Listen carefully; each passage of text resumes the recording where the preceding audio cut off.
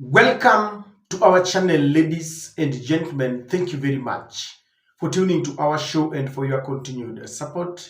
I really don't take that support for granted. I hope you've begun this new month. Today is the 1st of October. The year is almost coming to its closure. We are almost completing the year 2025, and we thank God this far He's brought us. And I want to believe that you began it well. And even if you began with some challenges, we hope that God is going to see us through together. We trust in Him. Ladies and gentlemen, there is a voter registration that is ongoing in the country, and we urge and plead with all Kenyans, those who have not yet registered, to take advantage of the period that we have been given to register as voters, because it is our democratic right and our constitutional right to vote come the year 2027. I've heard people make a lot of noise about Ruto. Ruto must go.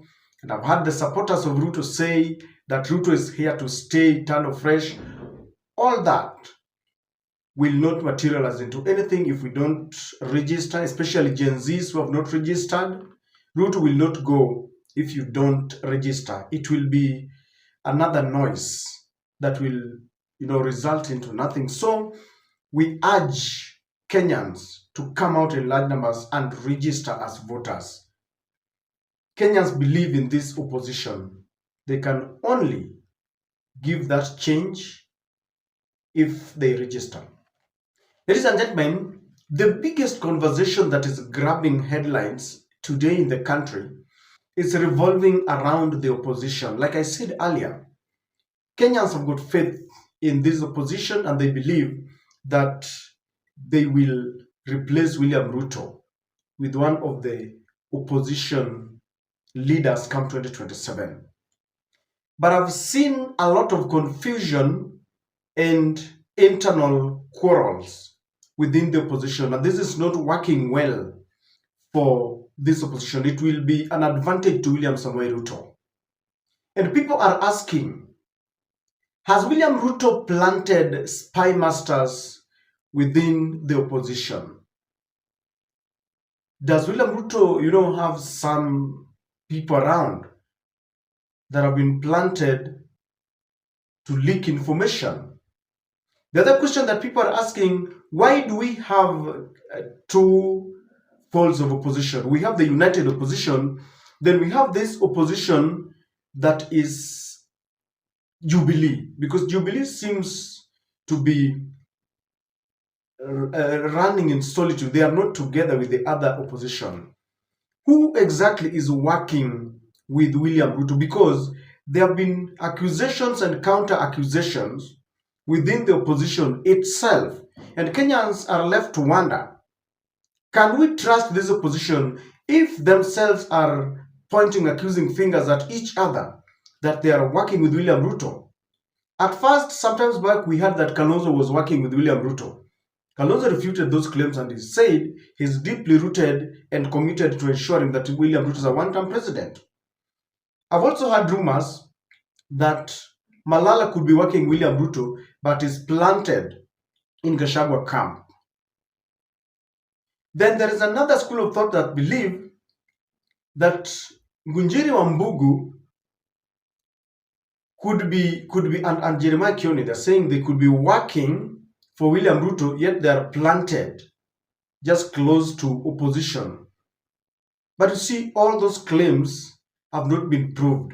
Now, Kenyans were shocked when recently Jeremiah Kioni, who is the Secretary General of the Jubilee Party, led by the former president of the country, Uhuru Kenyatta, claimed that the DCP party leader, and indeed the DCP party and all the members, are working for and with William Ruto. And Jeremiah claims that that was a confession from none other than Rigathi Gachagua itself. And let me now tell you, and I can tell you, you can take me to court on this. And I give you the date. When the DCP was dealing with the candidature of one Dr. Joshua, who is now running to become the MCA for Narok township. And they decided to deny him a ticket and give it to a person whom we will find out who he is. This is what he told them late in the evening while they were seated in his office, 15 of them. In that room, there were more than 2 pastors. And this statement was told to me by them, including the pastors. Gachagua told them that William Ruto has already sent emissaries to him. And wamekubaliana, panga pande yako na mimi nipange watu yangu. Sanya watu yako na mimi nisanya watu yangu. Tutakuja tukae kwa meza. And he was saying, by that time I'll have the 7 million votes from the Mountain Legion. I'll have the 1 million vote from Karonzo. And I'll have another 800,000 votes from Matiang'i. Matiang'i atakuwa amekaa huko Bali. Sasa mimi nitakuwa na zaidi ya nusu ya keki. Na nitagawa. Na nyinyi wa Masai nitawagawia kitu yenyu. Kwa hivyo wewe Joshua, hapana lia hapa ya kwamba upati hii tikiti. Tulia, we will nominate you when that time comes. Those were the words of Rigathi as reported to me. Do you have evidence for this? As reported to me. I have no reason to doubt it. So when you are dealing about these things, wacha si tupebe hiyo mnaita red wheelbarrow. So you're saying Gachagua and Ruto are working together? He said it himself.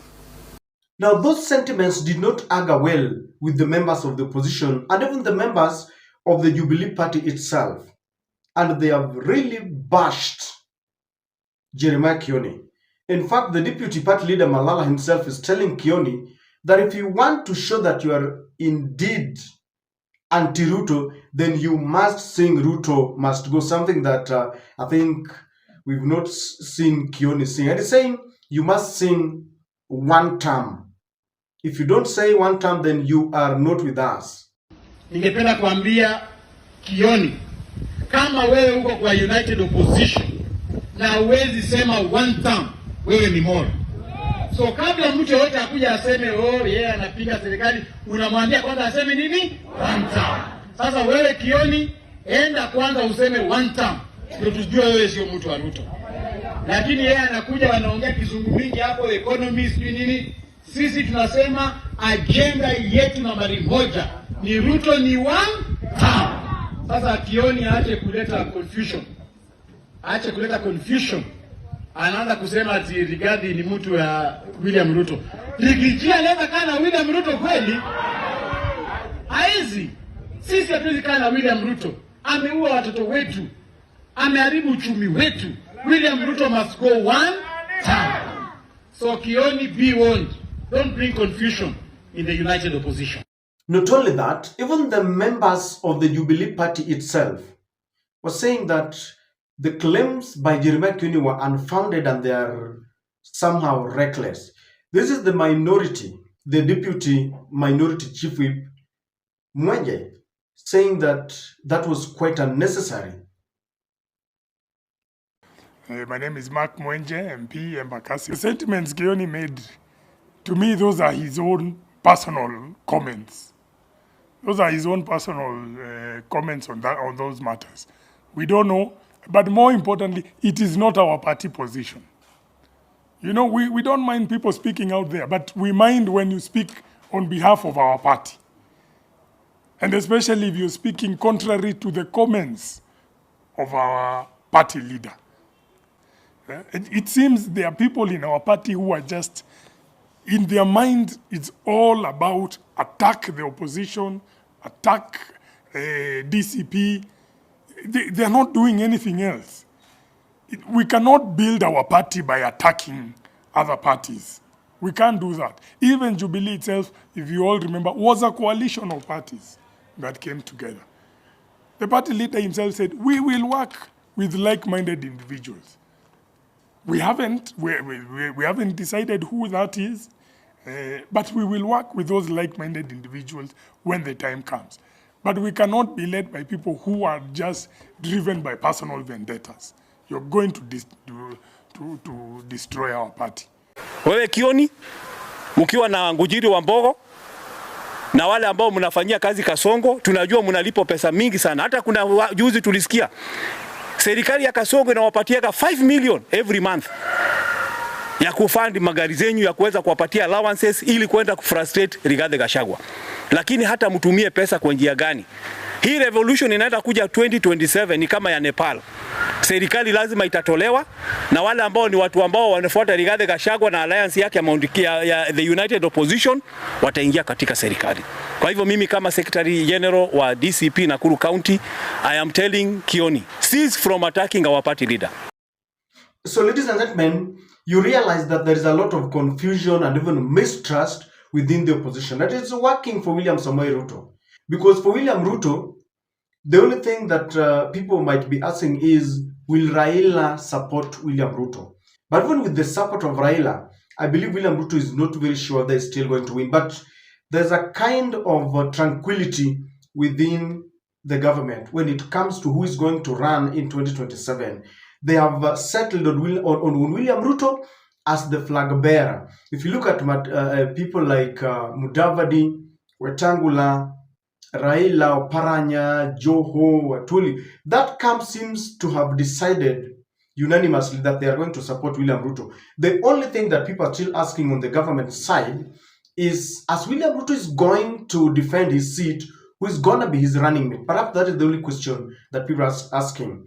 Raila might demand that someone from the ODM, that is if he steps down, someone from the ODM, or maybe going too much tribal, maybe someone from the Luo community. The other nation, the UDA from Mount Kenya can also say that we have given you our son. When you impeached Rigathi, we gave you the Norma Sio Norma guy, Kithure Kindiki. They might demand that Ruto retains him. Western side might say that we have really stood by your side, so we want Mudavadi. So that is the only thing that perhaps is could be bedeviling and confusing the other side. But they have settled on William Ruto. So what exactly is happening within the opposition? If you ask me, just to start with, I must tell you that to me, it is very normal when we have different sides within the opposition to start those internal quarrels. I call them teething problems, because before people, unite together, they've got ambitions and they've got demands and they've got several interests. As a matter of fact, politics is about interest. So when you see people accusing each other, I think I must say that first of all, it is very healthy. For people, wajichunge vizuri waone who is exactly with us and who is with the enemy. It's better to go into a battlefield with just a few people who are committed than going with very many people who are backstabbing you. So it's very normal because of interest. If it gets deeper and they fail to resolve these kind of differences, then that's the time, then it becomes very, very toxic and it gives Ruto an advantage. So first of all, it is very, very normal. But do you think there is a possibility of someone, like they accuse each other, someone working for William Samoei Ruto? Or what exactly do you think is happening? And the number one reason that I want to give you is that in politics, you cannot refute completely the fact that someone could be working for the government. You know that William Ruto is a very cunning and shrewd politician. And if there is one thing that is really worrying William Ruto is the possibility of facing a united opposition. He knows very well that it is going to be very difficult to defeat a united opposition, because a united opposition gives Kenyans hope and they will rally behind that one candidate, like what happened in 2002. So William Ruto would ensure, he will work day and night through the NIS to ensure that that opposition is disintegrated into pieces. So there is a possibility that the Jubilee party is working with William Ruto. I'm saying there's a possibility. And why do I think so? I want to draw to your attention some sentiments that were made by Raila Amolo Odinga. that before he joined William Ruto, that is after Gen Z's protest. You remember Raila is now being called a traitor because some people feel he took advantage of the Gen Z's protest and he got to government when Gen Z's had cornered William Ruto. Of course, Raila says that the country was going to go to the dogs. He mentioned Somali and Sudan and the Arab countries like Morocco, Libya, Egypt. And Raila said that he was approached, he was called by Uhuru Kenyatta, the former president, and Uhuru requested him to go and meet William Ruto. Those sentiments have not been refuted by Uhuru himself. Rather, I have heard Jeremiah Kioni, again, who is now at the center of controversy, claiming that Raila is only speaking those words for justification. But Uhuru has not come up to refute those claims.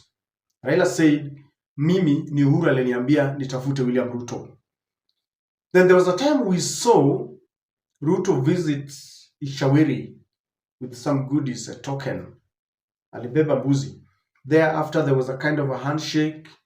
We were expected that was going to be a ceasefire, and people like Kabogo were appointed into the cabinet. Of course, some people believed that they had the blessing of Uhuru Kenyatta. So somehow, there's a possibility of Uhuru, the Jubilee party, working for William Ruto. Because one would question why the Jubilee party does not want to be fully part of the united opposition. And then they're also asking, why would Uhuru prefer Matiang'i to run on a Jubilee party? Of course, I don't see any problem there, but people are asking that was selfish and it was meant to counter Rigathi. So there's a possibility, we can't refute that. We can't rule out that. Number two,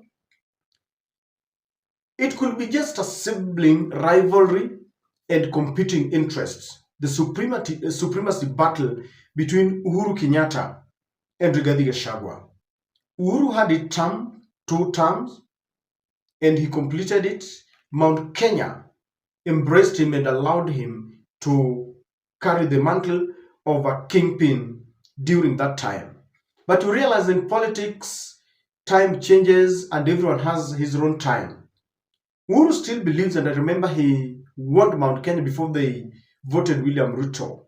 And he told them, when you see an alligator comes out of water and it tells you that the crocodile is sick, you must not doubt that. Uhuru told them, I have worked with William Ruto, but this man is not fit to hold office. They refused. They said, Chawi ni maombi. Now they're crying foul. So Uhuru believed that he still has a voice and he can show direction. He wants to remain the kingpin. But I've seen the trend in politics in Mount Kenya. There is a possibility, 80% chances that Rigathi Gachagua is going to carry that mantle. Because even when Rigathi was still the deputy president, he used to speak for his people. He didn't take it lightly that the governor of Nairobi, Sakaja, wanted to remove the long-distance vehicles from the CBD to Green Park. He said that was going to interfere with their businesses. He didn't take it kindly that the houses that had been built within the riverbanks, that is after the floods raged and destroyed, so people were killed around, and Ruto ordered him to be in charge of demolition of houses along the riverbanks. Rigathi said, no, our people are being targeted. Rigathi initiated the fight against illicit local brews, and is saying that Ruto has brought it back. So there's a way Mount Kenya has embraced Rigathi as the ultimate kingpin, but they're still rivaling it. And come 2027, Rigathi would want to ensure that he captures all the seats from the MCA all the way to governor, the gubernatorial positions, under the DCP. But Uhuru is not gonna leave it like that. And so that could be just sibling rivalry. Rigathi, has some test ahead of him, the litmus test. Remember, in the Mbeere North, when he thought he was going to sponsor a candidate, the DP leader, JB Muture, the former speaker, told Rigathi, in the spirit of brotherhood and we're in a coalition, niachie hii. And that might be the reason why there is this sibling rivalry. Supremacy battle. Who exactly controls where?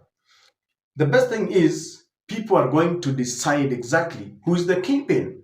So if Jubilee is not working for William Ruto, then there is a possibility that they are rivaling who is the real kingpin, who is superior to each other. And then there is mistrust when you listen to them. Ni kama hawaminiani. That's why they say huyu anafanya na Ruto, huyu anafanya na nini. But as I said, it's going to benefit Ruto. Any slightest disunity and division and confusion from the opposition is going to work for William Ruto. Now, most likely, if you remember what Azimio did in 2022, they had to sit down and they did what was called zoning. Watu walikuwa wanavurutana hapa na pale, they had to sit down and say, hii area utaniachia, hii sehemu ni yangu, wewe chukua huko. Most likely, and I can predict that after a lot of push and pull, there are going to be a give and take. That is in the event that none is working for William Ruto. If they are all committed to be strong and a united opposition, maybe in these sides of Kiambu, and there are places where they're going to sit down and Gachagua is going to be forced to say to swallow some humble pie and say, okay, hapa nimekuachia. DP aseme huku niachie. Tuko na ile mbas aseme mimi pia niko ndani niachie. TSC party niachie. There could be a give and take. If they fail to agree, then watu watamenyana. Kama ni wabunge na governors waingie kwa debe Mount Kenya ama nini waamue. Kama Jubilee kuna mtu wake pale and the DCP and TSP and Mbas na chama cha kazi ya Moses Kuria, wacha wananchi waamue. That could be the most democratic way of doing it. But there's a possibility that that is going to divide that opposition. And I told you that in the event the opposition is going to face William Ruto as a divided, lot, then that is a sure bet to William Ruto. And how is it a sure bet? Number one, when you face an opponent and you are divided, votes, you are going to divide votes into pieces. And that could be an easy win for William Ruto. William Ruto can only be defeated when the opposition is working, as a team. So you can easily win because you divide votes. Number two, there's going to be space and justification for rigging. You are divided, William Ruto will easily, the NIS and the government, and let us not pretend that we don't know. Votes are always rigged, and if you want to attack me, open the servers. The only problem is that wale walikuwa wanataka servers zifunguliwe sahi wako kwa government. But you give the government an opportunity to rig. And then it will be said, had they not, disintegrated into pieces, they would have defeated William Ruto. So, a disunited, when they work in disunity, there will be room for rigging. Number three, when they are divided, some will join William Ruto and they will easily win. Let me give you an example. Convince me that within that united opposition, someone will tell Kalonzo that after supporting Raila for 15 years, we want you again for the 20th year because it's gonna go for another 5 years. We want you to support Matiang'i or Martha Karua or Wamalwa. Convince me whether Kalonzo will accept that move. It cannot. And from where I sit, I feel that that is the moment that Ruto is waiting for, when they are going to sit down and decide who is the flag bearer. If anyone is going to tell Kalonzo, Baba, tunataka support Matiang'i Manani, Kalonzo will not accept. And you can take this to the bank. And he can easily move. He can be swayed to go back to William Ruto. Not because he wants it, because in politics, one thing leads to the other. There are very many factors. Internal, external, and all those. So when you are divided, others can join the government.